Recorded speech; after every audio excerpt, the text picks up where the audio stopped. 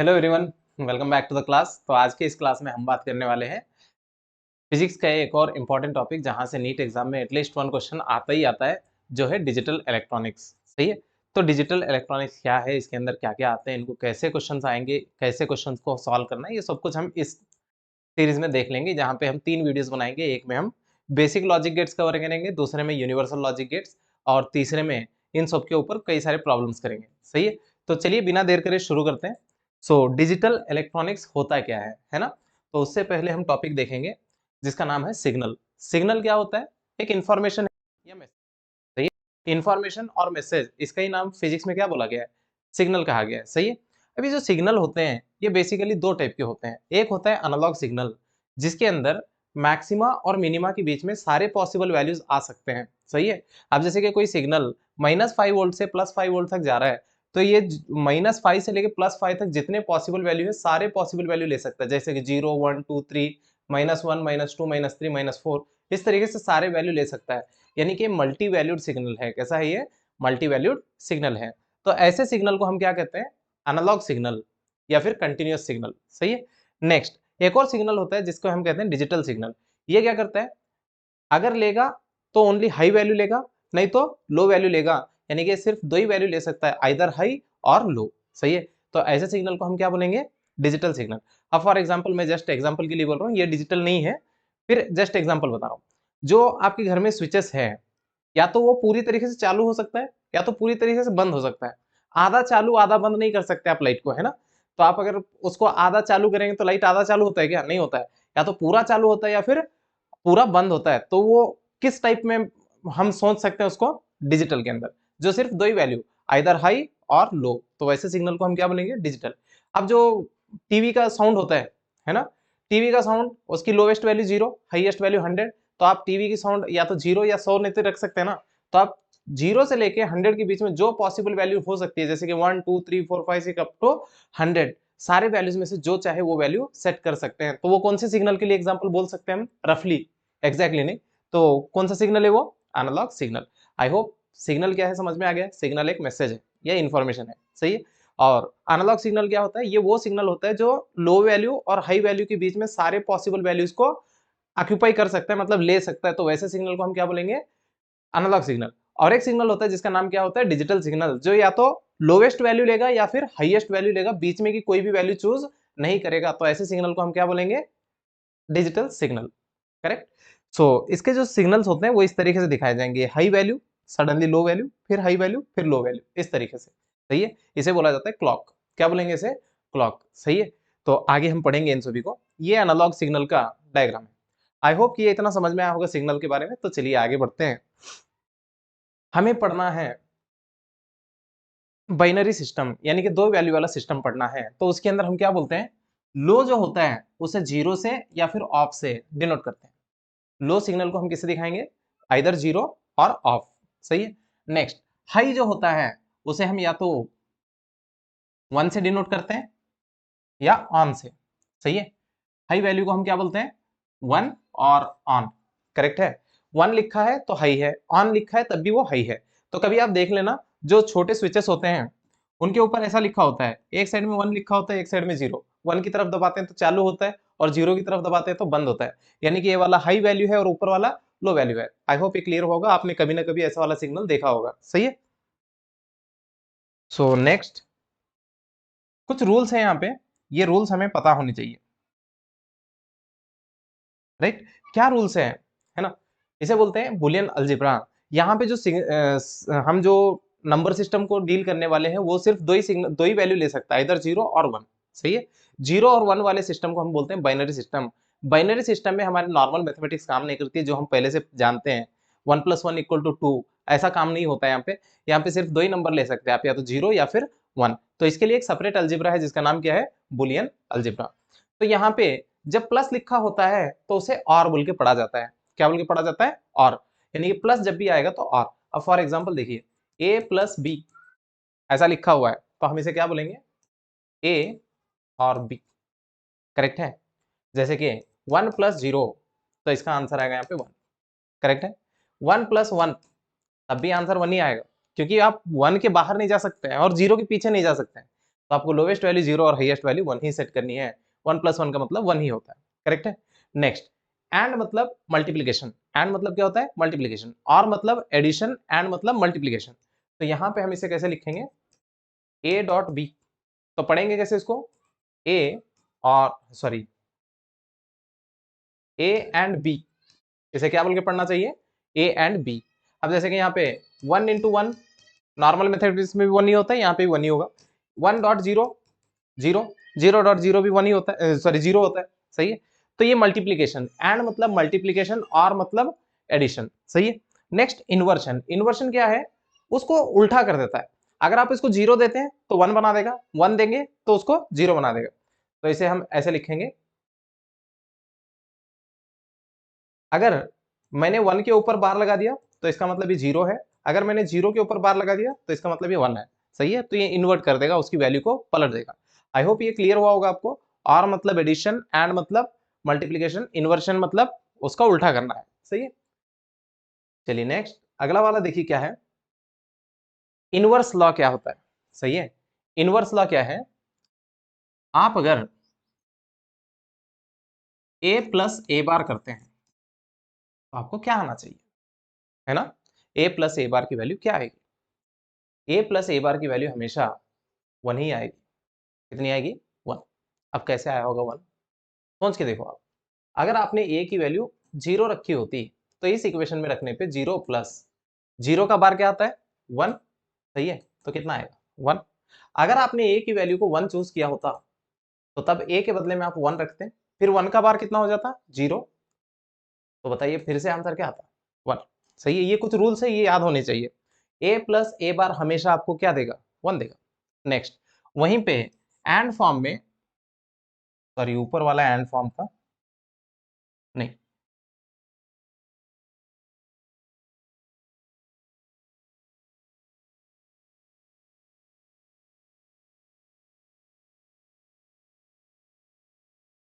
Right.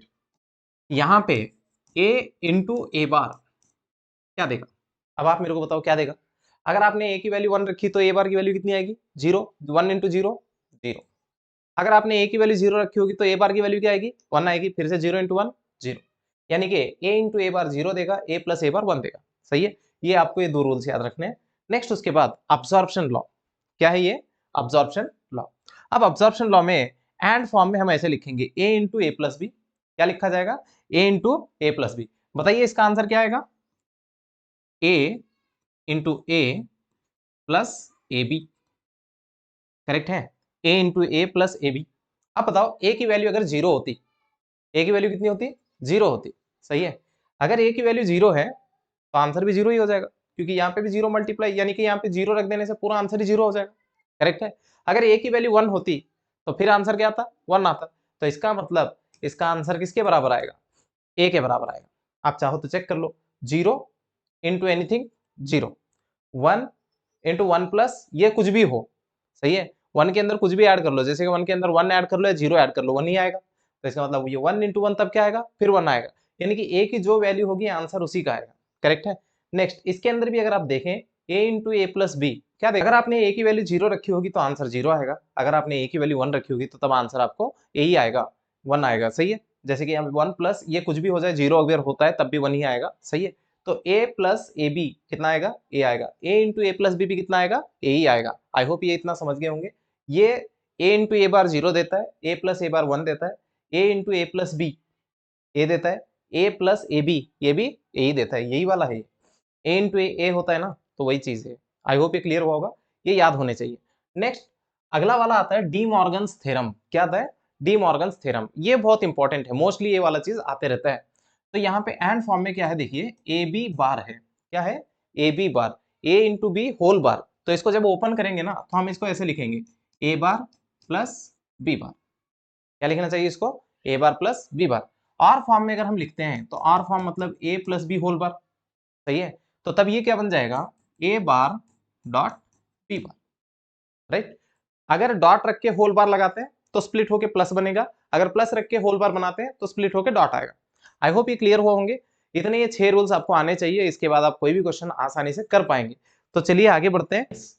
आगे देखिए, अगला टॉपिक क्या है हमारा, लॉजिक गेट्स। लॉजिक गेट्स क्या है, इलेक्ट्रॉनिक सर्किट्स हैं जो एक प्रॉपर कॉम्बिनेशन ऑफ इनपुट के लिए एक पर्टिकुलर आउटपुट देते हैं। तो वैसे वाले सर्किट को हम क्या नाम देते हैं, लॉजिक गेट्स। अभी आप आगे जाने के बाद इनको समझेंगे क्या लॉजिक गेट्स होते हैं। लॉजिक गेट्स को बेसिकली दो कैटेगरी में डिवाइड किया गया है। एक को बोलते हैं बेसिक लॉजिक गेट, दूसरे को बोला जाता है universal logic gate. Basic logic gate basically तीन तरीके से बनाया गया है। एक होता है or gate, and gate, not gate. कितने गेट्स है इसके अंदर, तीन गेट्स है, or gate, and gate, not gate. Not gate का नाम क्या है, इन्वर्टर, सही है। उसके बाद यूनिवर्सल लॉजिक गेट्स दो टाइप के होते हैं, एक होता है नैंड गेट, दूसरा होता है नॉर गेट। इनको यूज करके आप कोई भी गेट बना सकते हो, इसलिए इनका नाम क्या रखा है, universal logic gate. I hope ये इतना समझ में आया होगा। लॉजिक गेट क्या है, एक इलेक्ट्रॉनिक सर्किट है, पर्टिकुलर कॉम्बिनेशन ऑफ इनपुट के लिए पर्टिकुलर आउटपुट देता है। तो वैसे सर्किट को हम क्या बोलते हैं, लॉजिक गेट। लॉजिक गेट दो टाइप के होते हैं, बेसिक, यूनिवर्सल। बेसिक में कितने टाइप, तीन टाइप, और एंड नॉट। और यूनिवर्सल में कितने टाइप, नैंड, नॉर, सही है। तो चलिए एक एक करके डिस्कस करते हैं। पहला गेट है ऑर गेट। कौन सा गेट है, ऑर गेट। ऑर गेट क्या है, इसका आउटपुट जीरो तभी होगा, इसका आउटपुट में जीरो तभी आएगा जब दोनों इनपुट या फिर जितने भी इनपुट्स है सारे कैसे हो, जीरो हो। अगर सारे इनपुट जीरो तो आउटपुट क्या आएगा इसका, जीरो। बाकी टाइम क्या आएगा, वन आएगा, सही है। ऑर गेट में कैसा होता है, जीरो सिर्फ एक ही बार आएगा, कब, जब सारे इनपुट क्या हो जाए, जीरो हो जाए। बाकी टाइम क्या आएगा, वन आएगा, सही है। कैसे, मैं बताता हूं, देख लेना। इसको दिखाने के लिए सिंबल इस तरीके से बनाया जाता है, सही है। तो ये दोनों इसके इनपुट है ए और बी, और ये इसका आउटपुट है। पढ़ेंगे कैसे उसको, y इज इक्वल टू ए और बी, ए और बी, सही है। इसका इलेक्ट्रिकल एनालॉग देखेंगे, उसके साथ में हम ट्रुथ टेबल बनाएंगे। ट्रुथ टेबल मतलब इसका बिहेवियर दिखाता है, किस इनपुट के लिए क्या आउटपुट आएगा ये पता चलता है, सही है। अब देखिए, जब की इस तरीके से है तो ये जीरो है, अगर की इस तरीके से है तो वन है, सही है। तो इतना याद रखेंगे हम। अगर ऐसा दिख रहा है तो जीरो, अगर ऐसा दिखेगा तो वन। अब बताओ, ये बल्ब है, ये रेस्पॉन्स बताएगा कि सर्किट में क्या हो रहा है, सही है। मैं अगर बंद चालू करूंगा तो वो कहां देखने को मिलेगा, बल्ब पे, सही है।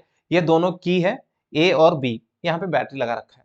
अब बताओ, ये दोनों चालू है कि बंद है, जीरो मतलब बंद है ना। तो ये दोनों बंद है, तो आप बताइए बल्ब जलेगा या नहीं जलेगा, नहीं जलेगा। ऐसा है तो क्या बोलना था हमें, जीरो बोलना था। तो चलिए, ए की वैल्यू भी जीरो है और बी की वैल्यू भी जीरो है, तो लाइट जलेगा या नहीं जलेगा, नहीं जलेगा। तो यहाँ पे आंसर क्या आएगा, जीरो, करेक्ट है। जब दोनों इनपुट जीरो थे तो आउटपुट कितना आया, जीरो। नेक्स्ट, चलिए एक काम करते हैं, इसको ऐसे लगा देते हैं। अब क्या हो गया, ए की वैल्यू वन हो गई, यानी कि ए को मैंने चालू कर दिया, बी अभी भी बंद है, सही है। अब बताओ सर्किट कंप्लीट हुआ है कि नहीं हुआ है, करंट बह रहा है, किसके थ्रू बह रहा है, ए के थ्रू, तो अब बल्ब जलेगा। तो बल्ब जलेगा तो यहाँ पे क्या आएगा, वन, सही है। अगली बार अगर मैं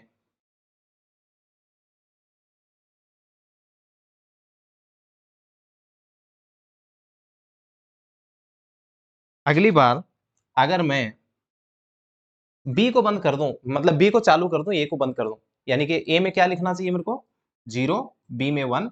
अब बताओ बल्ब जलेगा कि नहीं जलेगा, अभी भी जलेगा, क्योंकि करंट अभी भी बह रहा है, लेकिन इस बार किसके वजह से बह रहा है, बी की वजह से। तो फिर से आपको यहाँ पे बल्ब चालू होगा, सही है। अगर मैंने दोनों को ही चालू कर दिया तो तब करंट तो बहेगा ही बहेगा।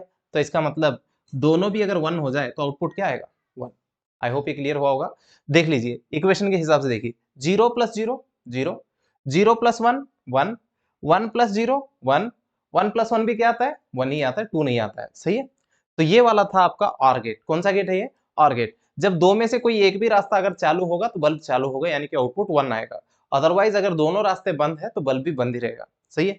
तो चलिए आगे बढ़ते हैं। Next one, realization of or gate from diode. ये इंपॉर्टेंट है, ऐसे वाले क्वेश्चन आपको एग्जाम में दे सकते हैं। तो यहाँ पे क्या है, देखिए, दो डायोड है, D1, D2, सही है।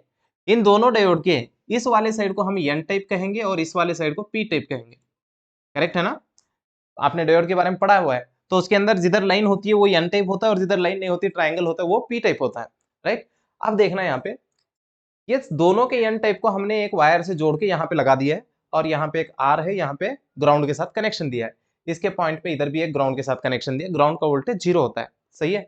अब बताइए, यहाँ पे कोई पॉइंट है, इसको मैंने बैटरी के 5 वोल्ट से जोड़ दिया और उसके नेगेटिव को ग्राउंड से जोड़ दिया। ग्राउंड मतलब जीरो और 5 मतलब वन, करेक्ट है। Zero volt equal to zero, 5 volt equal to one. 5 volt यानी कि चालू, जीरो वोल्ट यानी कि बंद, सही है। अब देखिए, जब आप इसको 0 देते हैं और इसको भी 0 देते हैं, यानी कि इससे इसको जोड़ देते हैं डायरेक्ट, करेक्ट है? जब इधर का वोल्टेज 0 और इधर का भी वोल्टेज 0 है, तो आप बताओ ये फॉरवर्ड की रिवर्स? इधर भी 0 है और सामने से भी 0 है, करेक्ट है? तो इसका मतलब इसमें कोई करंट नहीं बह रहा है, तो तब आपको आउटपुट कितना मिलेगा? 0, सही है? नेक्स्ट, अगर आपने A की वैल्यू को 5 कर दिया है, A की वैल्यू को क्या कर दिया है? 5, तो जैसे ही आपने इसको 5 किया, तो तब ये फॉरवर्ड हो जाएगा, तो तब इसमें से करंट बहेगा, करंट बहेगा तो इसके अंदर वोल्टेज भी आएगा, तो वही वाला वोल्टेज यहाँ पे देखने को मिलेगा, तो तब आपको आउटपुट मिलेगा। अगर आपने A के बदले में B को 5 वोल्ट दिया होता, सही है, तो तब करंट इसमें से बहता, फिर यहाँ पे रेजिस्टर के अंदर भी करंट बहता, जिससे कि आपको आउटपुट नजर आता। तो इस तरीके का जो डायग्राम होता है, ये कौन से गेट के लिए होता है? OR गेट के लिए होता है, सही है? डायोड वाले फॉर्म में अगर याद रखना है तो इस तरीके का डायग्राम बनेगा, इसको अच्छे से याद रख लीजिए। यहाँ पे डायोड्स कैसे हैं? फॉरवर्ड बयास है आउटपुट की तरफ, क्लियर है? तो चलिए आगे बढ़ते हैं। हमारा अगला गेट है एंड गेट। कौन सा गेट है?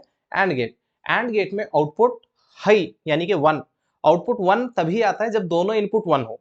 एंड गेट में आउटपुट 1 तभी आता है जब दोनों इनपुट कैसे हो? 1 हो, अदरवाइज हमेशा 0 ही रहता है, सही है? नेक्स्ट, इसका सिंबल इस तरीके से होता है, ये ए बी इसके इनपुट है और ये वाई, इसे पढ़ेंगे कैसे? y is equal to A and B, सही है? A and B. नेक्स्ट, इसका एनालॉग अगर हम पढ़ना चाहें तो कैसे पढ़ेंगे? देखिए, ये दोनों ऑफ है यानी कि दोनों 0, तो नो करंट, नो करंट तो फिर बल्ब भी नहीं जलेगा। अगर आपने बी को चालू कर दिया, सॉरी ए को चालू कर दिया है, तभी भी यहाँ पे ब्रेक है, तो करंट बह नहीं सकता है क्योंकि ये अभी सर्किट को बंद रख रहा है, सही है? तो तब भी करंट नहीं आएगा, तो यहाँ पे क्या लिखेंगे हम? 1 0, तो स्टिल इट इज 0। नेक्स्ट, अगर आपने ए को ओपन कर दिया, बी को क्लोज कर दिया, सही है? इस केस में भी करंट यहां से यहां तक आएगा मगर आगे नहीं जा पाएगा, जिसकी वजह से बल्ब अभी भी नहीं जलेगा, तो यानी कि ये 0, ये 1, स्टिल इट इज 0। अगर आपने दोनों को भी चालू कर दिया तो आप बताइए करंट बहने के लिए रास्ता है? तो इसका मतलब ये 1 है, ये 1 है, तो यहाँ पे भी 1 आएगा। कब 1 आता है? जब दोनों इनपुट 1 हो। आई होप ये क्लियर हुआ होगा।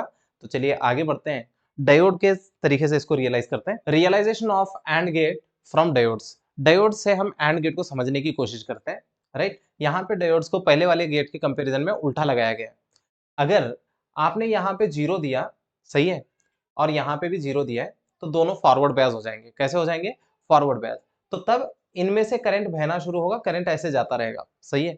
तो जब करंट ऐसे बहेगा तो यहाँ 0 रहने से यहाँ का वोल्टेज भी 0 हो जाएगा, करेक्ट है? नेक्स्ट, जब आप इसको 1 देते हैं, 1 यानी कि 5 वोल्ट, तो तब ये रिवर्स हो जाता है, ये फॉरवर्ड होता है, तब इसका वोल्टेज यहाँ देखने को मिलेगा हमें, करेक्ट है? नेक्स्ट, जब आप इसको 1 देते हैं, इसको 0 देते हैं, तो तब ये वाला कंडक्ट करेगा और ये कंडक्ट नहीं करेगा, तो यहाँ का जो वोल्टेज है, लोवेस्ट वोल्टेज जो होता है वही नजर आता है यहाँ पे। यहाँ जो भी वोल्टेज होगा वही आउटपुट में दिखाई देगा, क्लियर है? अगर आपने दोनों को भी 1 दिया है तो दोनों रिवर्स, जब दोनों रिवर्स होंगे तो कोई करंट नहीं बहेगा, कोई करंट नहीं बहेगा तो यहाँ का वोल्टेज और यहाँ का वोल्टेज सेम हो जाएगा, यानी कि 5 वोल्ट आएगा, करेक्ट है? तो उस टाइम पे यहाँ पे 5 वोल्ट आएगा, तो आउटपुट 5 देगा, सही है? फिर से एक बार बोल रहा हूँ, जब कोई एक डायोड इसमें से 0 होता है तो वो फॉरवर्ड बयास होता है, और वो फॉरवर्ड बयास होगा तो उसका वोल्टेज ही आउटपुट पे दिखाई देता है, 0 वाले का, सही है? नेक्स्ट, जब दोनों डायोड रिवर्स हो जाते हैं तो दोनों का वोल्टेज 5 होता है, तो आउटपुट भी 5 आता है। तो आप बस इस डायग्राम को याद रखिए, डायग्राम ही डायरेक्ट आपको पूछा जाएगा एग्जाम में कि कौन सा डायोड, कौन सा वाला गेट OR गेट है और कौन सा AND गेट है। OR गेट में दोनों डायोड इस डायरेक्शन में होते हैं, आउटपुट की तरफ होते हैं, और AND गेट में उल्टे होते हैं। आई होप ये समझ में आया होगा। तो चलिए आगे बढ़ते हैं। यस, एक लास्ट गेट जो आज की क्लास में हम पढ़ेंगे वो है नॉट गेट। कौन सा गेट है? Not gate. नॉट गेट क्या करता है? अगर आप इसको इनपुट 0 दोगे तो ये आउटपुट में 1 देगा, अगर आप इसका इनपुट 1 करोगे तो आउटपुट 0 आएगा, यानी कि हमेशा उल्टा करता रहेगा, सही है? तो उसीलिए इसका नाम क्या रखा है हमने? इन्वर्टर। इसके अंदर कितने इनपुट होते हैं? एक ही इनपुट होता है, सही है? नेक्स्ट, इसका सिंबल होता है इस तरीके से, ए का उल्टा, सही है? यहाँ 1 तो यहाँ 0, यहाँ 0 तो यहाँ 1, सही है? नेक्स्ट, यहाँ पे देखिए, अगर आप इस सर्किट को समझना चाहें, जब ये 0 है यानी कि बंद है, ए की वैल्यू बंद है ना? तो करंट बह रहा है अभी भी सर्किट में, तो इसका मतलब ये बल्ब जल रहा है। ए की वैल्यू कितनी है? 0।